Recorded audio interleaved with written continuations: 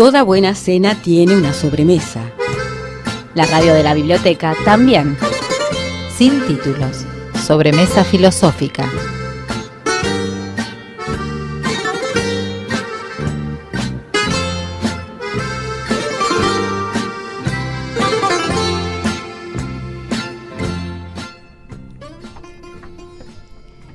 Cuenta la leyenda que los griegos pregonaban el cuidado de sí, el ocuparse de uno mismo.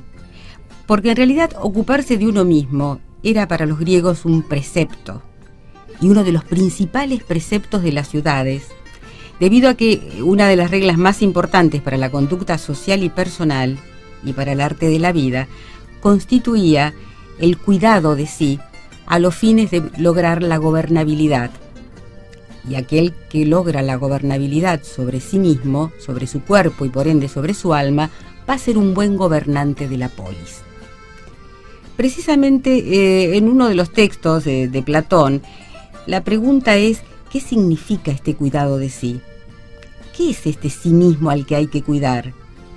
¿Y en qué consiste este cuidado? Preguntas y respuestas que se van desarrollando a lo largo de los diálogos, pero que en realidad nos conducen a una cuestión fundamental en cuanto al cuerpo. ¿Qué es el cuerpo?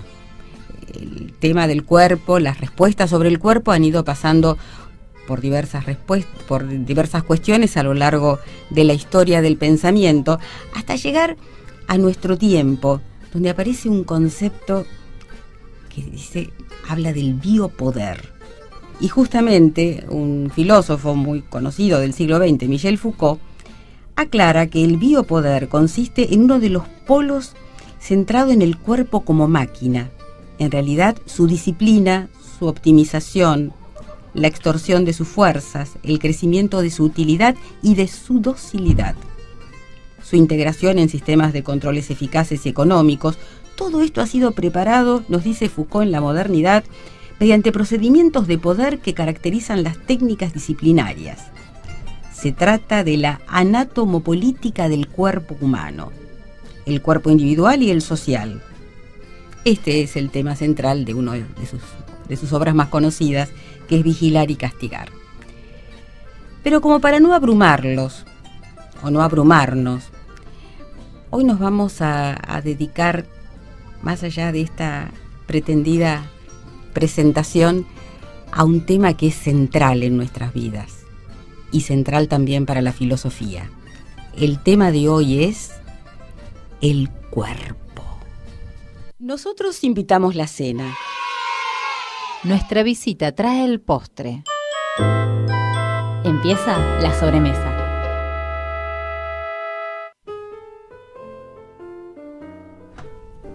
Un cuerpo llegando a una costa puede ser un comienzo.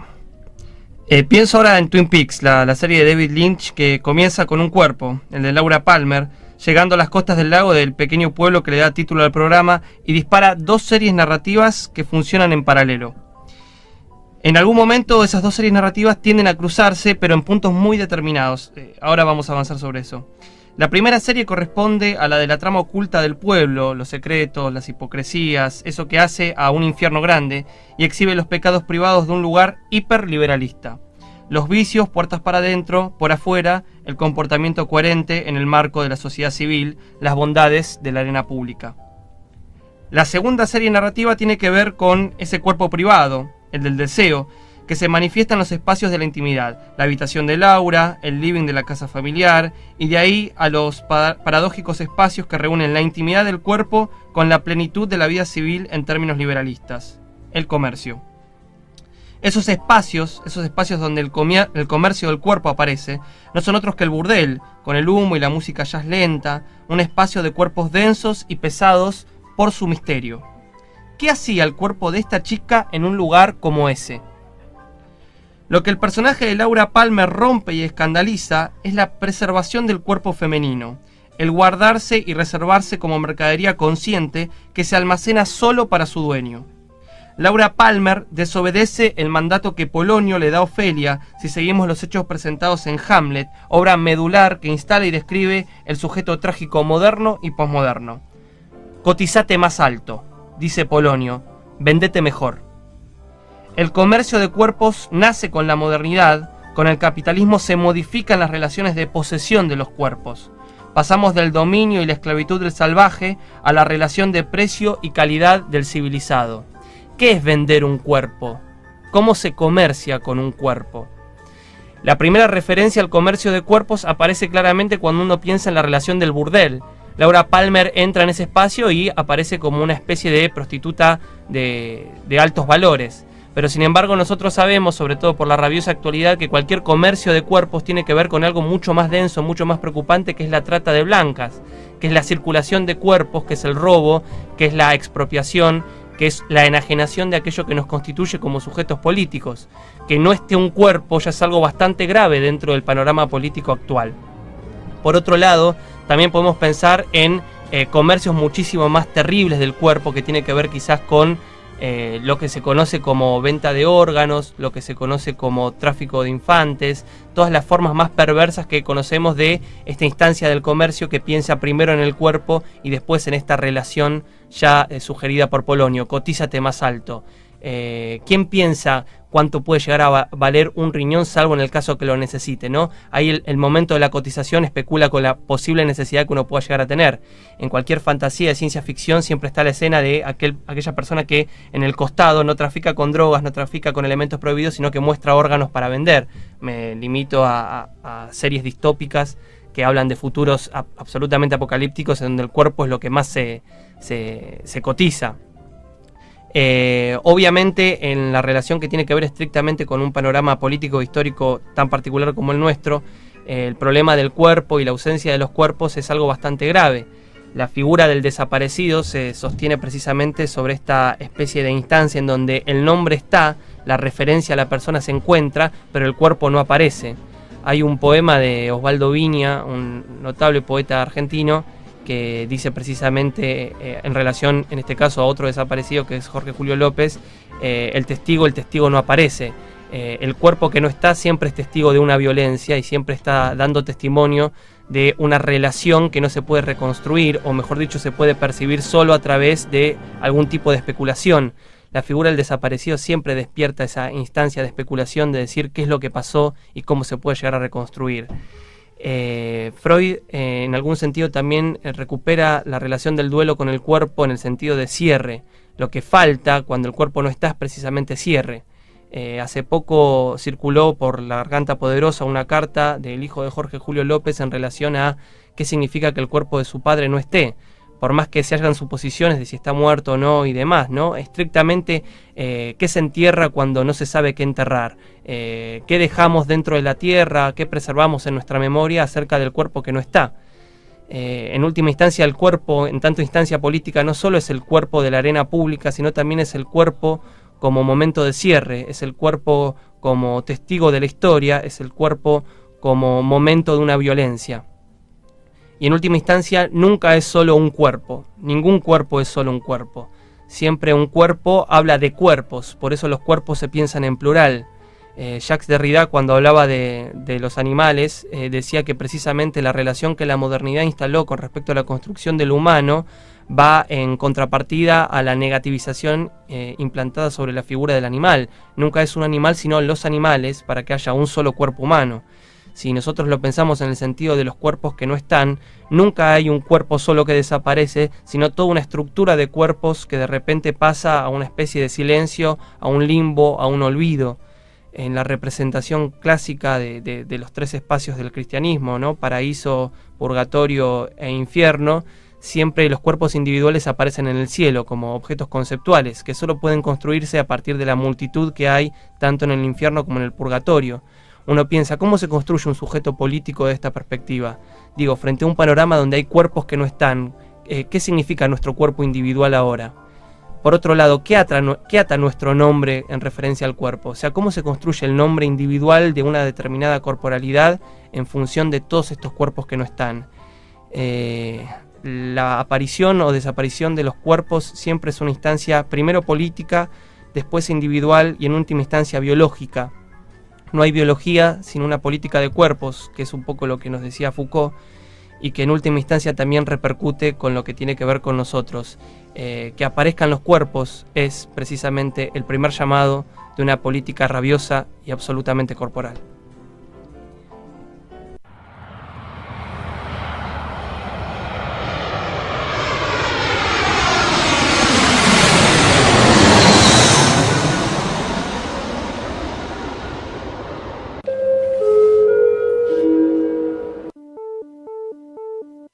Fernando Bogado es escritor, periodista y docente. Amante de la literatura, el arte en general, sigue intentando escribir. Nunca creyó en las cosas fáciles. No puede vivir sin leer, que es una forma de escribir, que es una forma de amar. Estamos juntando la mesa. Enseguida volvemos con Sin Títulos.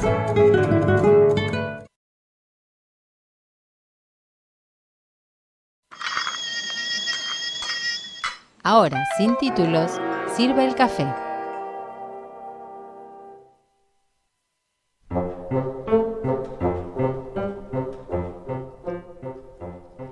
Sin duda, el tema de los cuerpos abre una infinidad de temas. Bueno, uno podría decir que poco original lo mío, ¿no? Porque casi todos los temas que uno viene tratando y que ha abordado la filosofía a lo largo de tantos siglos, pero es cierto, vamos desde los griegos, los romanos, podríamos ir inclusive un poquito más atrás, y llegamos de la mano de Fernando a cuestiones tan cercanas que nos duelen tanto como las desapariciones, ¿no es cierto, Fernando? Sí, un poco cuando había planteado el tema de los cuerpos había pensado estrictamente en ese sentido. La relación política que hay en la Argentina con la instancia del cuerpo que no está, que obviamente atraviesa cualquier circunstancia política en cualquier país, pero en el nuestro en particular representa muchísimas cosas. Hablábamos fuera del aire acerca de lo que es decir desaparecido en estas instancias, y me parece que claramente la figura del cuerpo que no está es fundamental, no solo para pensar una instancia histórica, sino un comportamiento político actual. Sí, porque siguen habiendo desaparecidos, que es lo que estábamos charlando, pero el término desaparecido, no sé ustedes, el resto de bueno, perdón, no los presenté, soy una maleducada, estamos acá en la mesa con los compañeros de siempre, el invitado de honor, Fernando Bogado, y acá los compañeros María Eugenia Balsi, ¿sí? ¿Cómo están? Rodolfo Arbe. Hola. La chiquita, pequeña... Mercedes Cervera Novo, nuestro querido operador Nicolás, y está llegando de a poco nuestro otro compañero, que es Martín Narvaja, y hoy lamentablemente Juan Goldín, que es el anfitrión de Fernando, no puede estar. Así que bueno, ya presentados, hechas las presentaciones de rigor.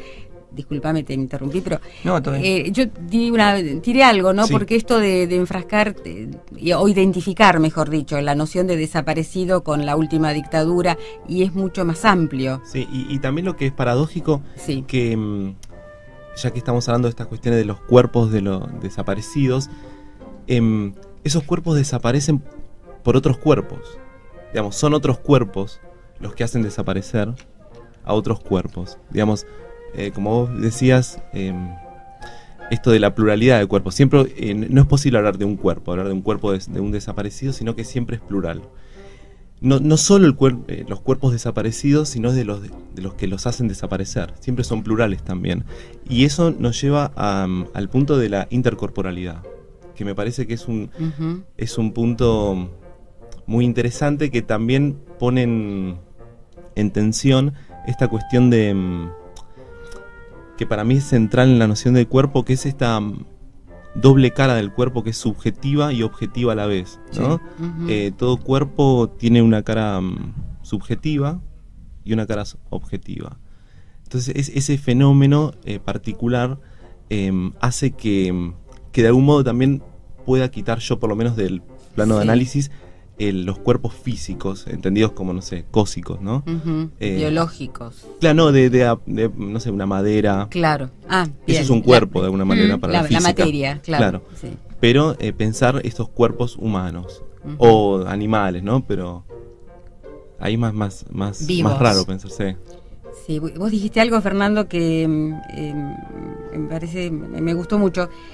como posibilidad de desglosarlo y pensarlo, el cuerpo primero es político y por último biológico, y en el Sí. medio había otra cosa más que se me olvidó, Sí, en algún sentido individual. individual. O sea, no partir, no hacer al revés, ¿no? La Ujú. lectura muchas veces oculta que nuestra relación con el cuerpo es primero política, porque hay una enseñanza acerca de qué hacer con ese cuerpo. Sí. Es más, la construcción que vos relevabas bien de Foucault, y en algún Ujú. sentido lo que tiene que ver con la inmediata experiencia de cómo uno mantiene esa relación con el cuerpo desde niño hasta adulto, siempre lo que hay que tratar de hacer es atemperar las pasiones, ¿no? Exactamente. Este ideal griego que todavía persiste en nuestra actualidad. Y en algún punto lo que revela ahí es cómo operar políticamente con ese cuerpo. Después de ahí introyectamos esa instancia exterior y política Ujú. para formar una individualidad. Nosotros nos formamos como individuos a partir del complejo vínculo entre política y cuerpo. Sí. Ahí aparece el yo, ahí aparece el individuo. En cualquier lectura que hagamos, desde la psicoanalítica Sí, hasta... Freud, estaba pensando en Freud, Sí, justamente. yo sí, pienso sí, sí. también muchísimo en Lacan, en el estedio del espejo y demás, ¿no? Ujú. La relación con la propia corporalidad y el reconocimiento del sí mismo siempre viene por la voz paterna y política que instala la idea dentro del niño, que ve el reflejo que dice, ese eres tú. Exacto. Digo, ahí ya hay un anudamiento tan potente entre discurso político e individualidad que no se puede dejar de lado. Y en última instancia sí viene lo biológico, porque la instancia biológica se alumbra cuando esta relación entre política e individuo está conformada. Sí, sí. Decir, me duele acá, Ujú. o sea, reconocer el cuerpo como una instancia de dolores y placeres, Sí. solo viene una vez que hay un yo. Y si hay un yo, por lo tanto, hubo un anudamiento entre individuo y política. Sí, Si no, uno no podría afirmar eso. Y uno podría, digo, la poesía lo que nos muestra siempre en esa especie de retorno al lenguaje materno, no al origen, sino al lenguaje materno y corporal, Sí. siempre extiende el dolor y la pasión al mundo, ¿no? Ujú. Duele el amanecer, duele la ciudad. Pienso ahora en la herida de París y todas esas cosas. Claro. Digo, cómo se transfiere toda esa especie de explosión corporal. De repente el cuerpo explota y va para todos lados. Pero eso solo puede demostrarse una vez que hay una introyección de... Que hay una de- conciencia del cuerpo. Claro, ¿no? que hay una conciencia del cuerpo. Claro, Sí, y bueno, sí. perdón. Sí, no, adelante. Y esta cuestión de la conciencia del cuerpo, me parece Ujú. que es importante, porque a veces vivimos, ¿no?, olvidados del cuerpo, ¿no? A veces nos olvidamos, por lo menos las personas así que tienen una formación académica generalmente piensan que son solo una mente que se relaciona con el mundo y con otras mentes, pero aprender a descubrir la corporalidad es un camino, digamos. Obviamente estamos inmersos desde que venimos al mundo ya en una corporalidad, pero digo, aprender a descubrir y a escuchar al cuerpo, en ese sentido. Yo creo Sí, que, por lo ejemplo... que pasa que también A para ver. escucharlo hay que conocerlo, hay Mm. que aceptarlo. Cuántas veces nos peleamos con el cuerpo, y por eso también quizás... Las mujeres lo- sobre todo. Sí, pero digamos todos en realidad, y no lo escuchamos y no queremos verlo hasta que quizás es demasiado tarde. Bueno, mismo con los problemas de Sí. salud, ¿no? Totalmente. Bueno, Sí. nunca mejor dicho la frase, hablando de esta relación también entre cuerpo y comercio del cuerpo, la frase del cuerpo te pasa factura. El Sí. cuerpo te pasa factura. Que es muy Irónico. interesante. Claro, porque ahí hay precisamente, digamos, nuestra relación con el cuerpo, históricamente no podemos pensarla sin establecer el comercio de cuerpos, ¿no? Ese es el Ujú. primer lugar donde podríamos decir que el capitalismo instala una lógica de lo corporal que es absolutamente propia de este momento histórico de desarrollo y Sí. demás. Pero yo ahí estoy en desacuerdo. A ver. Creo que antes del Upa. ¿Ese es el botón del desacuerdo? Ese es el botón del Cuando hay desacuerdo. desacuerdo, tan... Es desacuerdo. un apasionado, Rodolfo, por Ah, eso. Antes del capitalismo ya los cuerpos valían. Claro, claramente. Lo que pasa es que la relación de valor, ahí es donde yo marco la diferencia. Obviamente antes había comercio de cuerpos en un sentido muy cercano al nuestro, pero no el mismo sistema de valoración. O sea, la construcción del valor del cuerpo pasaba por otros cruces. Antes el cuerpo se esclavizaba Ujú. y ahora el cuerpo se comercia. No me acuerdo qué película, que el protagonista es Marlon Brando, y creo que la dirige Elia Kazan. No me acuerdo ahora el nombre y no lo voy a recordar en esta hora que nos queda. Sí. Pero mostraba en un muy lindo monólogo al personaje de Marlon Brando diciendo tenemos que pasar del momento de esclavitud al momento de la contratación de trabajadores, Ujú. porque siempre es mejor tener a una prostituta que una esposa, en el sentido de que al esclavo hay que mantenerlo y al trabajador solo se le paga por lo que da. El salario. A mí me parece que, Hay claro, una contraprestación. ahí cambia o sea, lo que pasa es lo mismo, Sí. pero cambia la perspectiva acerca del hecho. Sí, para mí. Además, perdón, estaba pensando en relación con lo de las mujeres, inevitablemente el cuerpo de las mujeres, cómo ha ido cambiando, cómo se ha ido de alguna manera revalorizando el tema del cuerpo de las mujeres, ¿no? Un cuerpo que estaba destinado a la reproducción durante siglos y que luego, a partir del capitalismo y de la revolución industrial, el cuerpo femenino comienza, por un lado, a ser también valorado desde el punto de vista de el salario, ¿sí? Tiene un valor en tanto fuerza de trabajo. Sí. Y a su vez, también la mujer logra, y esa es la otra parte, que el cuerpo se vincule con el placer y no solo con la reproducción. Sí. Y esto es un logro del siglo XX, es decir, la mujer puede también en el siglo XX disociar su cuerpo, ¿sí? El placer por un lado y la reproducción por el otro. Puede elegir. Con ello, el avance tecnocientífico, concretamente la píldora anticonceptiva, es la que da de alguna manera el toque de queda. Sí, aparte también, digo, pensándolo, hablando de la relación entre el cuerpo y la instancia de lo femenino, estrictamente lo corporal tiene que ver profundamente con lo femenino. El cuerpo masculino no es el cuerpo del poder, o sea, es la estructura, la organización. Cuando Rodolfo hablaba de la relación entre cuerpos, con la instancia de los cuerpos desaparecidos y demás, la gran metáfora que aúna todo lo que tenga que ver con las fuerzas militares siempre ha sido el cuerpo militar, ¿no? Claro, Que son prototipos de cuerpos masculinos. En cambio, el cuerpo de placer, el cuerpo sufriente, el cuerpo reproductivo, el cuerpo biológico siempre ha sido pensado bajo la óptica de lo femenino. Así es. Por eso es tan importante ver, como vos bien decías, los cambios del cuerpo femenino, Sí. y también las estrategias de acomodamiento, de poder que se vierten sobre ese cuerpo femenino.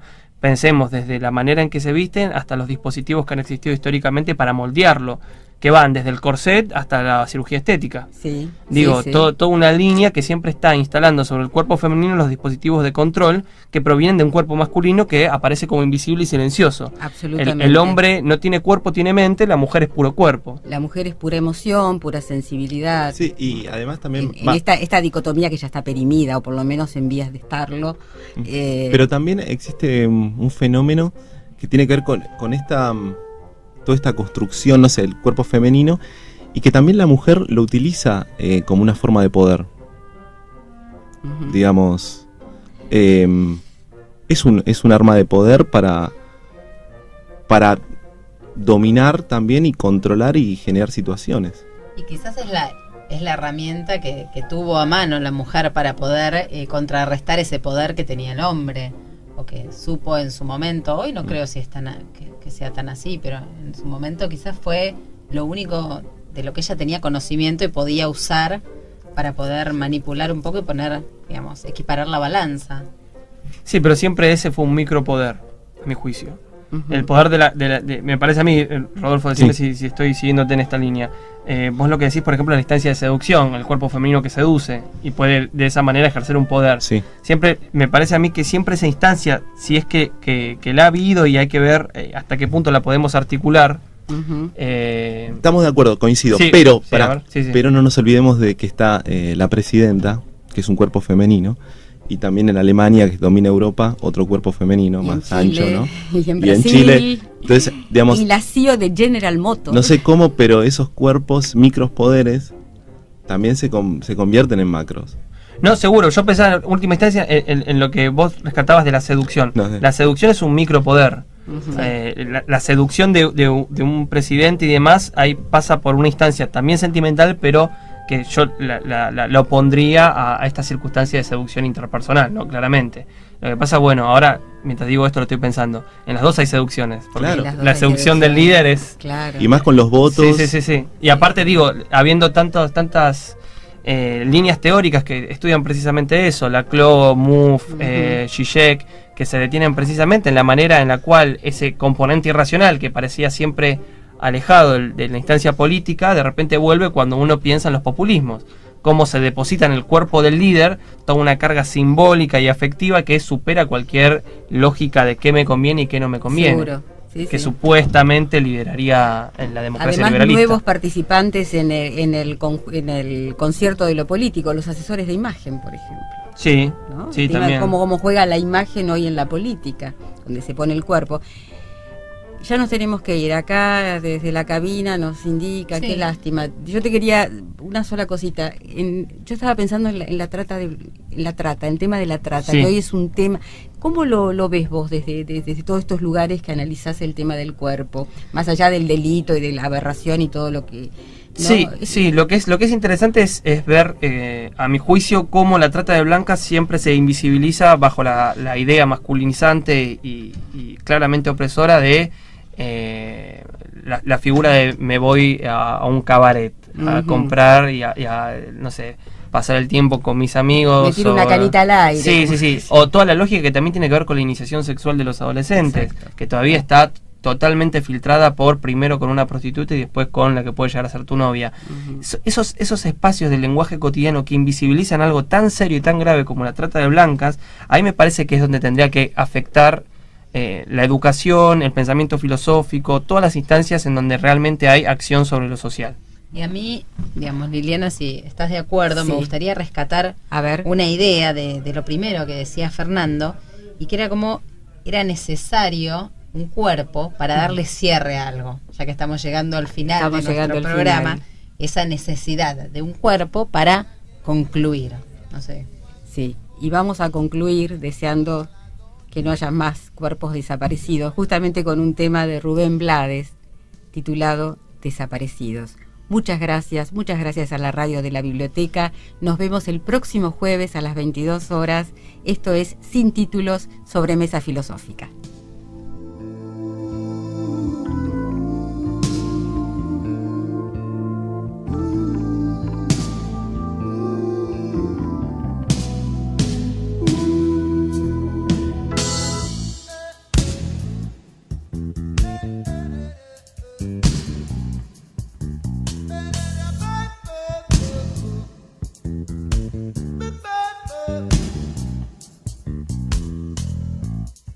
Que alguien me diga si ha visto a mi esposo, preguntaba la doña. Se llama Ernesto X, tiene 40 años. Trabaja en celador en un negocio de carros. Llevaba camisa oscura y pantalón claro. Salió